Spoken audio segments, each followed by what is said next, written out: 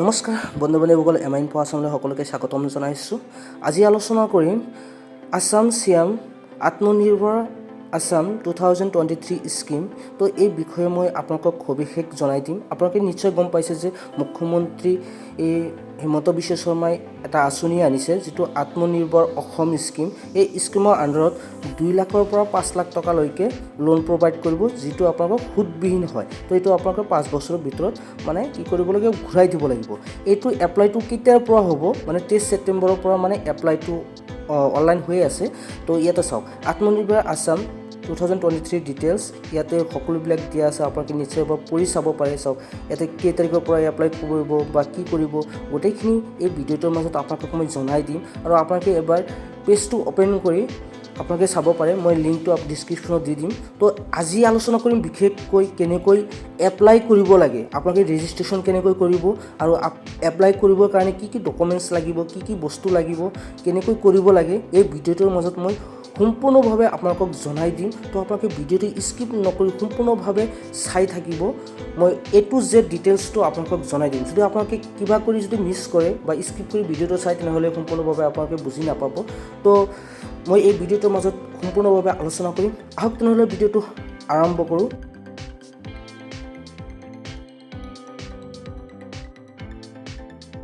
প্ৰথমতে আপোনালোকে ক্ৰম ব্ৰাউজাৰটো অ'পেন কৰি ল'ব। তাৰপিছত আত্মনিৰ্ভৰ অসম বুলি আপোনালোকে চাৰ্চ কৰিব। চাৰ্চ কৰাৰ পিছত এনেকুৱা এটা পেজ খোল খাব, ইম্পৰ্টেণ্ট ৱেব লিংকছ অফ আত্মনিৰ্ভৰ আছাম স্কিম। চাওক ইয়াতে লিখা আছে অনলাইন ৰেজিষ্ট্ৰেশ্যন ফৰ্ম, তাৰপিছত online application form, official notification. তো আপোনালোকে ৰেজিষ্ট্ৰেশ্যন ফৰ্মত ক্লিক কৰিব।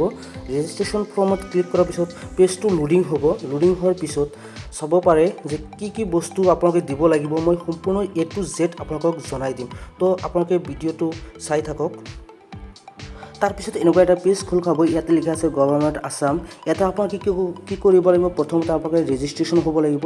তো ইয়াতে প্ৰথম চাওক, ইউজাৰ চাইন আপ কৰিব লাগিব। আপোনালোকৰ ফাৰ্ষ্ট নাম কি হয়, তো আপোনালোকে প্ৰথমতে আপোনাৰ নামটো দিব লাগিব। তো মোৰ নামটো মই নিজে ছিলেক্ট কৰি আছোঁ। তাৰপিছত ইমেইল আইডিটো দিব লাগিব। তো মোৰ যাৰ যিটো ইমেইল হয় আপোনালোকে সেই ইমেইলটো দি দিব। মোৰ ইমেইলটো মই নিজে বহাই ল'লোঁ। তাৰপিছত আপোনালোকে কণ্টেক্ট ডিটেইলছ যিটো আছে, সেইটো কণ্টেক্ট ডিটেইলছটো আপোনালোকে বহাই দিব। তো মোৰ নিজৰ তাৰপিছত এটা পাছৱৰ্ড বনাব, যাতে ভৱিষ্যতে আপোনালোকে এই পাছৱৰ্ডটো দি লগ ইন কৰিব পাৰে। তো মই নিজৰ পাছৱৰ্ডটো বনাই আছোঁ।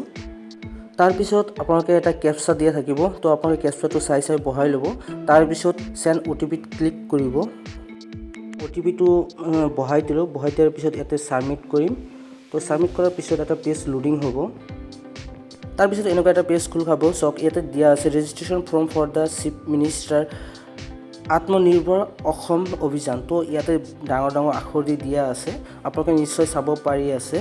তাৰপিছত চাওক ইয়াতে মই দেখাই আছোঁ ইনফৰমেশ্যন এবাউট এপ্লিকেণ্ট। চ' ইয়াতে দিয়া আছে মোৰ নামটো আহিছে। তাৰপিছত ফাদাৰ নামটো বহাব লাগিব। তাৰপিছত জেণ্ডাৰটো বহাই দিব আপোনালোকে। তাৰপিছত আপোনালোকৰ ছ'চিয়েল কেটেগৰী কোনটো হয়, জেনেৰেল হ'লে জেনেৰেলটো বহাই দিব, SC ST যিবিলাক হয় সেইবিলাকে বহাই দিব। তাৰপিছত ডেট অফ বাৰ্থ, এইটো হ'ল মেইন ইছ্যু। চাওক ডেট অফ বাৰ্থটো আপোনালোকৰ কিমান তাৰিখৰ মানে হ'ব লাগিব বা কিমান বয়স হ'লেহে আপুনি এপ্লাই কৰিব পাৰিব। তো এই বস্তুটো মই মেইন ফেক্টটো মই আপোনালোকক দেখাই দিম। চাওক যদি আপোনালোকৰ বয়স যদি 1995 চনৰ হয় আৰু বৰ্তমানলৈকে যদি 28 বছৰ হয়, তেনেহ'লে আপোনালোকে এপ্লাই কৰিব পাৰিব। যদি আপোনালোকৰ বয়স 1996 চনৰ যদি হয়, আপোনালোকে তেনেহ'লে এপ্লাই কৰিব নোৱাৰিব। মই এক্সাম্পল হিচাপত এটা দেখাই আছোঁ। তো আপোনালোকে নিশ্চয় চাব পাৰিব, আপোনালোকে বিলিভ কৰিব নোৱাৰে। তো এনেকুৱা মুখ্যমন্ত্ৰী হিমন্ত বিশ্ব শৰ্মাই যি প্ৰতিশ্ৰুতি দিছে যে 18 বছৰ বয়সলৈকে আপোনালোকে এপ্লাই কৰিব পাৰিব, তো এইটো মিছলীয়া হয়। তো এনেকুৱা প্ৰতিশ্ৰুতি দিব নালাগে। তো মুখ্যমন্ত্ৰীয়ে বহুত বেয়া কাম কৰিছে। এই বস্তুটো মই বহুত বেয়া পাইছোঁ। তো ৰাইজ আপোনালোকে এবাৰ নিশ্চয় চেক কৰি চাব, আপোনালোকে ৰেজিষ্ট্ৰেশ্যন কৰি চাব। মই এক্সাম্পল হিচাপত এটা দেখাই আছোঁ। চাওক ইয়াতে দিয়া আছে you are not eligible as per the eligibility criteria. মানে অৰ্থাৎ আপোনালোকৰ বয়স যদি 2000 হয়, বৰ্তমানলৈকে আপোনাৰ যদি 23 বছৰ হয়, তেতিয়া আপোনালোকে এপ্লাই কৰিব নোৱাৰিব। এই বস্তুটো বহুত বেয়া বস্তু। মানে অসমৰ ৰাইজ নিৰাশাত ভুগি আছে, কাৰণ নিবনুৱাসকলে নিৰাশাত ভুগি আছে, কাৰণ ইমান আশাবাদী হৈ সিহঁতে মানে বাট চাই আছে যে যেতিয়া পৰ্টেলটো খোল খাব তেতিয়া এপ্লাই কৰিব। তো এই বস্তুটো বহুত বেয়া বস্তু হৈছে। তো চিফ মিনিষ্টাৰে এনেকুৱা এটা আশা দিব নালাগে অসমৰ ৰাইজক। তাৰপিছত আপোনালোকৰ ডিটেইলছটো মই দেখাই আছোঁ। গতিকে মই পেজটো অ'পেন কৰাৰ কাৰণে মই ডেট অফ বাৰ্থটো মই ছিলেক্ট কৰিব লাগিব যিহেতু।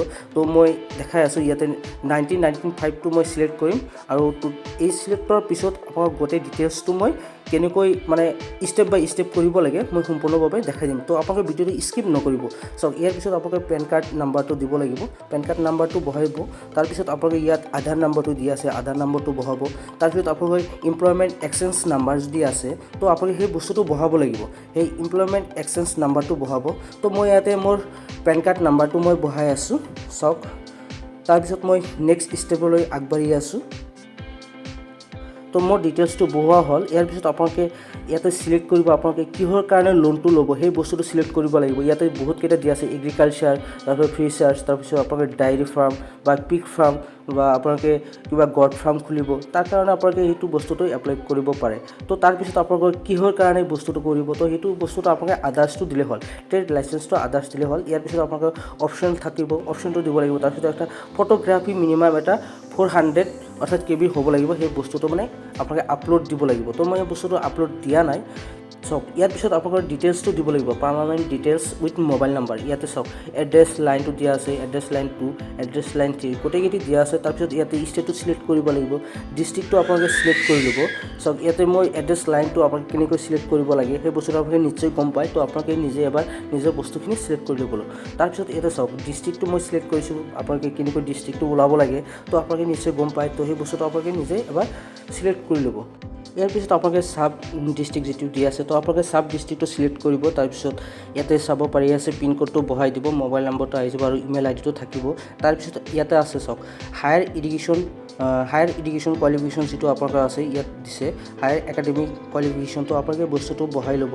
ইয়াতে আপোনালোকৰ যিটো হয় সেই বস্তুটো বহাই দিব। আপোনালোকৰ গ্ৰেজুৱেশ্যন হ'লে গ্ৰেজুৱেশ্যন, IT হ'লে IT বা HS পাছ হ'লে HS পাছ, তো এইটো বহাই ল'ব। তাৰপিছত ইয়াতে আপোনালোকৰ নেম অফ কোৰ্চ, পাৰ্চেণ্টেজ, কোনটো বৰ্ডৰ পৰা পাছ কৰিছে, কিমান চনত পাছ কৰিছে, গোটেইখিনি আপোনালোকে এবাৰ বহাই ল'ব। তাৰপিছত ইয়াতে চাওক মেইন ডিটেইলছটো হ'ল বেংক ডিটেইলছ। তো বেংক ডিটেইলছ কি হয়, তাৰপিছত বেংক একাউণ্ট নাম্বাৰ। তো আপোনালোকৰ বেংকত একাউণ্ট থাকিব লাগিব আৰু একাউণ্ট নাম্বাৰ থাকিব লাগিব। তাৰপিছত ইয়াতে বেংক অফ দ্য নেম, চাওক ইয়াতে নেম অফ দ্য বেংক, ইয়াতে সেই বস্তুটো দিয়া আছে। তো আপোনালোকে সেই বস্তুটো কৰি ল'ব। তাৰপিছত কোনটো বেংকৰ একাউণ্ট হয় সেইখিনি আপোনালোকে নিশ্চয় গম পায়, সেই ডিটেইলছটো বহাই ল'ব। গোটেইখিনি বস্তুটো বহোৱাৰ পিছত ইয়াত ডিক্লেৰেশ্যন ফৰ্ম বুলি এটা অপশ্যন দিয়া আছে। তো সেই অপশ্যনটো আপোনালোকে এবাৰ পঢ়ি ল'ব। পঢ়াৰ পিছত আপোনালোকে সেই বস্তুটো টিক মাৰ্ক দি আপোনালোকে ছেভ এজ ড্ৰাফ্ট বা ছেভ এজ নেক্সট বুলি দিয়া আছে, ছেভ এণ্ড নেক্সটত ক্লিক কৰি ইয়াতে আপোনালোকে ছাবমিট কৰিব পাৰে। তো কেনেকৈ ছাবমিট কৰিব লাগে সেই বস্তুটো আপোনালোকে নিশ্চয় গম পায়। তো আপোনালোকে হয়তো আগতেও এনেকুৱাকৈ এপ্লাই কৰিছে, বহুতো চাকৰি বাকৰি এপ্লাই কৰিছে, কিন্তু মেইন ফেক্টটো হ'ল আপোনালোকৰ ন্যূনতম বয়সটো 28 হ'ব লাগিব, তাৰপিছতে আপোনালোকে এপ্লাই কৰিব পাৰিব। তো আপোনালোকে এই ভিডিঅ'টো স্কিপ নকৰি সম্পূৰ্ণভাৱে চাই আপোনালোকৰ ভাইটি বা ভণ্টি আছে সিহঁতলৈ শ্বেয়াৰ কৰিব, যাতে সিহঁতে এই বস্তুখিনি গম পায়। তো মোৰ ভিডিঅ'টো যদি ভাল লাগিছে লাইক কমেণ্ট শ্বেয়াৰ লগতে ছাবস্ক্ৰাইব কৰিবলৈ নাপাহৰিব। মোৰ ভিডিঅ'টো যাতে সকলোৱে পায় তাৰ কাৰণে এটা সুযোগ কৰি দিব। তো আজিৰ ভিডিঅ'টো ইমানখিনি আছিল। যদি ভাল লাগিছে লাইক কমেণ্ট শ্বেয়াৰ লগতে ছাবস্ক্ৰাইব কৰিবলৈ নাপাহৰিব। ধন্যবাদ। জয় অসম।